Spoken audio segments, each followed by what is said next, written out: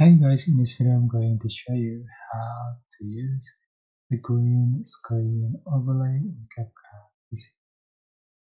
Right, so first you can select background,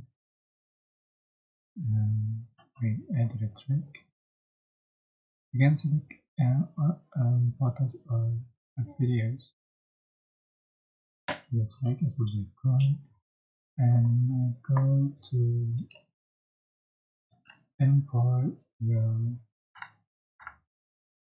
green screen and put on top. So good cloud, select chroma key, select the color picker, just for the string, and shadow without so perfect. I hope this tutorial was helpful for you. Don't forget to like, comment, share, and also subscribe.